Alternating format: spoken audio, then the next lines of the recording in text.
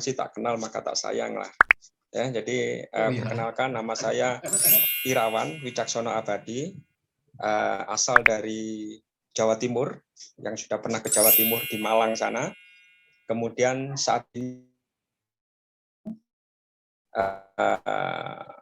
status karyawan sudah ya sekitar 23 tahun bekerja di manufacturing, dan posisi terakhir kita di manufacturing itu adalah sebagai quality manager di salah satu perusahaan elektronik terbesar di Batam Center. Namun sama seperti Anda, ya yang karyawan, yang guru, yang saya yakin bahwa mempunyai hak yang sama untuk sukses. Ada yang saya lihat di hadir pada malam ini, ada yang di Malaysia, ada yang di Batam, ada yang di Sampit, ada yang di Flores sana. Kalau terutama yang di perantauan, otomatis kan tujuan kita merantau apa sih? Tujuan kita kerja apa sih? Ya tentunya adalah untuk memberikan penghidupan yang layak kepada anak turun kita. Makanya di program ini adalah salah satunya seperti itu, bahwa program ini yang mungkin jarang kita temui di program-program yang lain adalah bisa diwariskan. Betul? Jadi kalau yang sudah perantauan, otomatis kan kalau ya bersyukurlah kalau yang bekerja sebagai pegawai negeri. Tapi kalau bagi karyawan swasta seperti saya, seperti misalnya contohnya, kami bukan PNS yang mungkin tidak punya pensiunan, tapi kami tahu arti pensiunan itu dan bagaimana dapatkan pensiunan itu melalui program ini. Seperti itu. Dan yang kedua, yang tentunya juga harus kita pahami sama-sama, bahwa program ini itu bisa ini adalah program turun temurun. Kalau nggak percaya, misalnya nih, saya ikut program ini.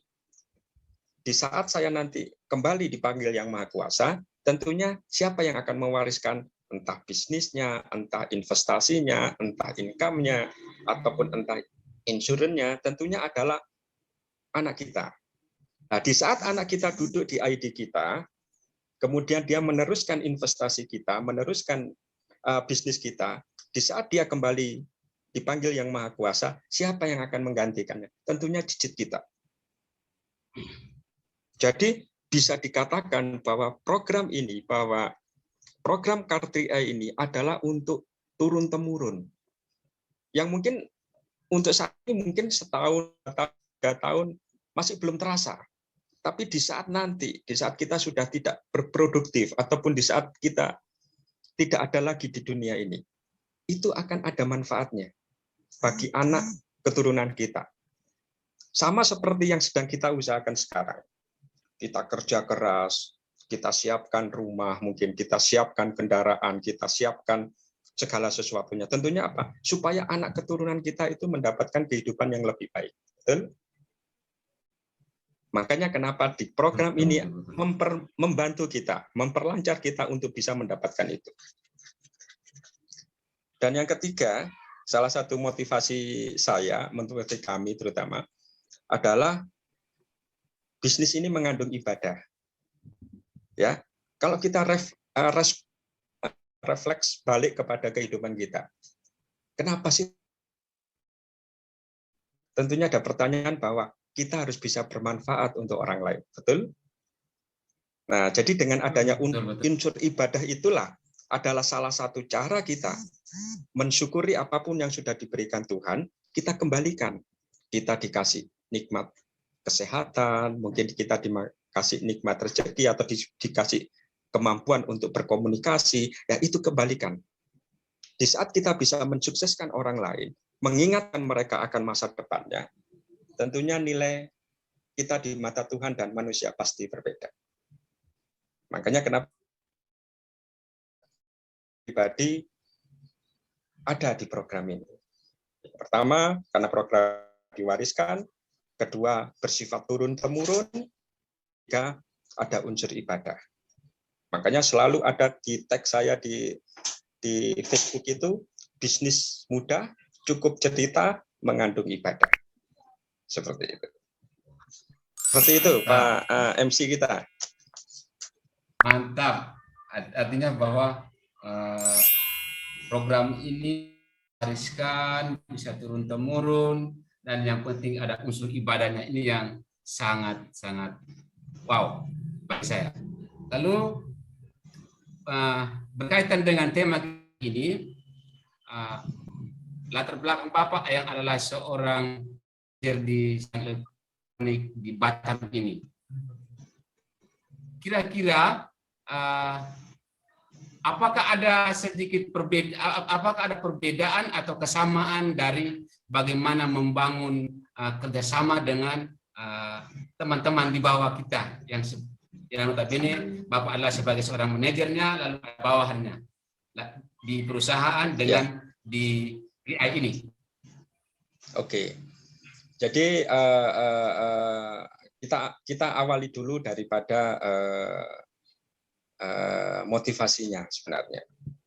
Kalau sebuah kata motivasi itu kan artinya asal muasalnya dari kata motif, alasan atau sebab kenapa kita ada di program, katakanlah di program Car3i. Berarti apa sih motivasinya, motifnya, alasannya kita mengikuti program ini. Sedang di perusahaan pasti berbeda. Apa motifnya, alasannya kita ada bekerja di perusahaan itu. Seperti itu. Jadi kalau misalnya kita balik ya, kalau misalnya di program ini, bahwa tentu alasannya, motifnya seperti tadi. Seperti saya, karena bisa diwariskan, turun temurun, mengandung ibadah, seperti itu. Kita jadi selalu semangat, selalu konsisten. Tapi di saat motivasi kenapa kita bekerja di perusahaan, tentunya kan cari uang untuk kehidupan, hanya untuk kehidupan kita. Seperti itu. Mungkin kita dapat gaji bulanan, tapi mungkin gaji bulanan itu hanya untuk diri kita, dan keluarga kita. Tapi di bisnis Car3i ini, bonus ataupun gaji atau sesuatu yang kita dapatkan itu bukan hanya untuk diri kita dan keluarga kita, tapi juga untuk orang lain. Dari situ, dari sisi motivasinya aja sudah objektifnya atau tujuan kita ada di program ini maupun kita bekerja, itu aja sudah membedakan. Makanya kalau bersyukurlah, misalnya seandainya yang bisa dua-duanya, ya bisa sambil kerja, mumpung masih kuat, masih bergaji, masih bisa berusaha untuk bisa mengikuti program ini. Tapi bagaimana kalau di saat kita sudah tak mampu, tak kuat, tentunya akan selalu banyak halangan, rintangan membuat kita untuk bisa terus konsisten ada di bisnis ini. Itu salah satunya. Kedua, sebenarnya kalau dilihat dari persamaannya, sebenarnya sama, bahwa baik di bisnis ini maupun di kerja di perusahaan itu sama-sama bagaimana kita mengorganisasi orang, bagaimana kita mengajak orang untuk melakukan hal yang sama.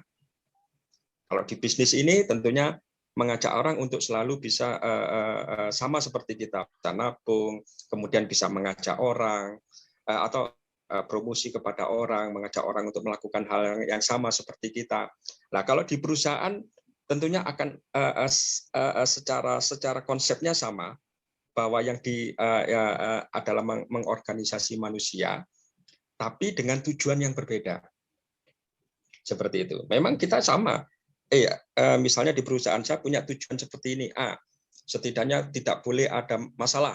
Bagaimana mencapai itu? Di B juga begitu.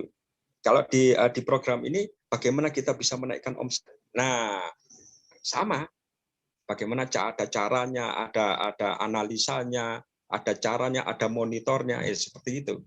Jadi kalau misalnya dua-duanya kita bisa kita ambil kesimpulan, bahwa kita perusahaan, kita juga bisa sukses di kalau kita bisa sukses di bisnis ini, kita bisa sukses di perusahaan.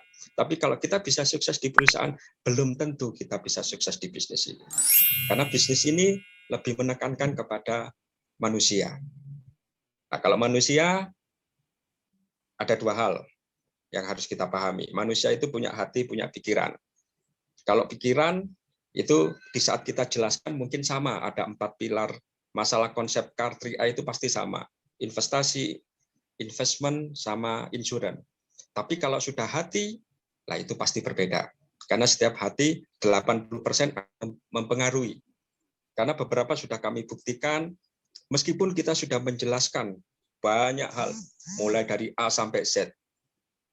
Tapi kalau hatinya belum kesentuh, hatinya belum ketemu, ya mungkin tidak bisa ada di closing.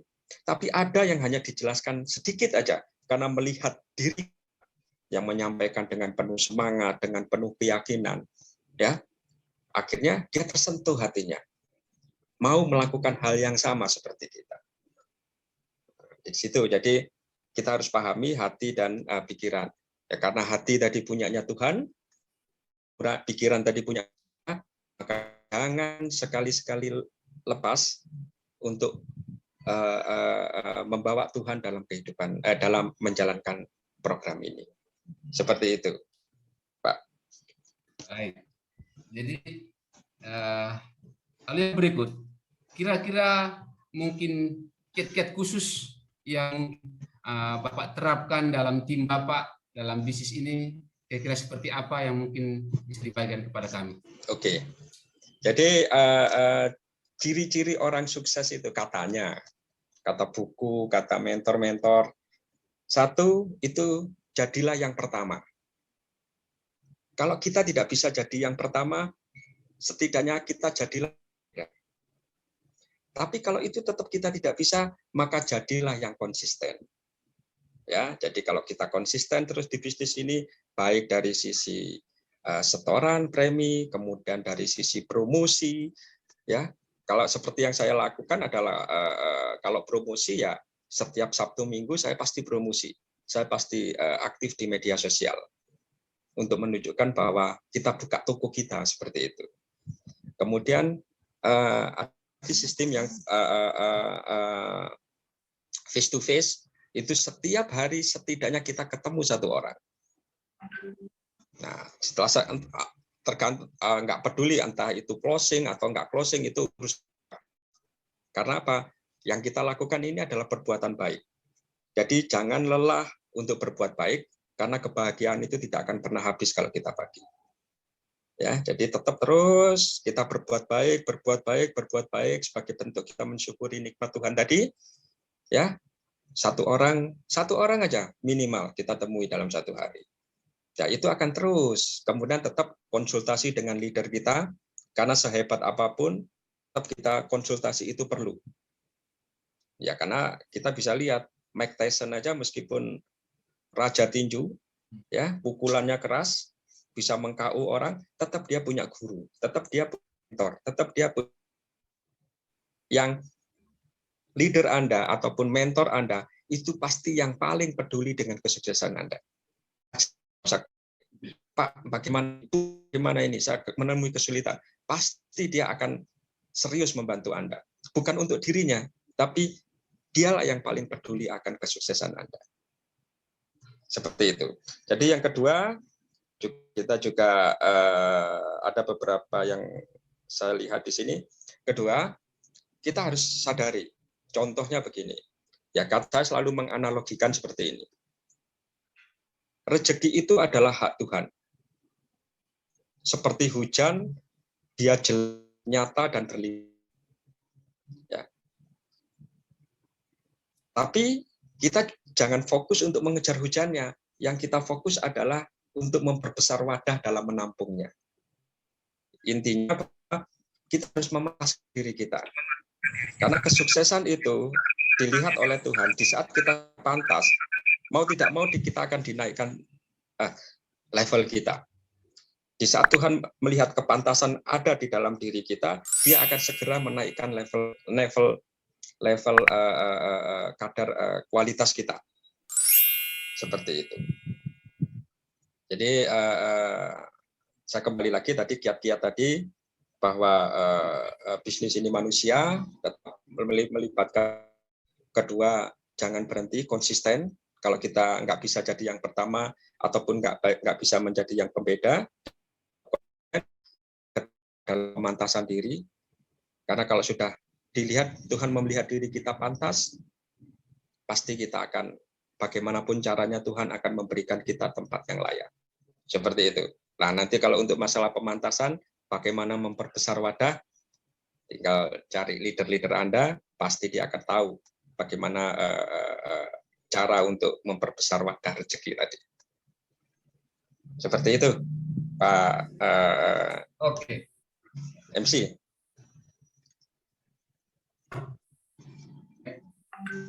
Terakhir mungkin posisi statement dari Pak Irawan untuk kami semua. Ya, jadi kita harus menyadari, kita harus paham bahwa hidup dan masa depan ini tidak ada yang pernah mengerti. Tapi setidaknya dengan Car 3i kita mempunyai asa lebih, harapan lebih. Apalagi dengan menjalankan bisnisnya, membuat kita bukan hanya berpenghasilan tetap, tapi akan menjaga kita untuk tetap berpenghasilan di saat kita tidak produktif lagi. Itu untuk para calon Crown Indonesia pada malam hari ini. Mari kita kasihkan aplaus kepada Pak Irawan. Mantap, luar biasa. Biasa di luar, Pak. Oke. Tapi luar biasa. Oke. Baik, jadi kita hampir memasuki penghujung dari pertemuan kita.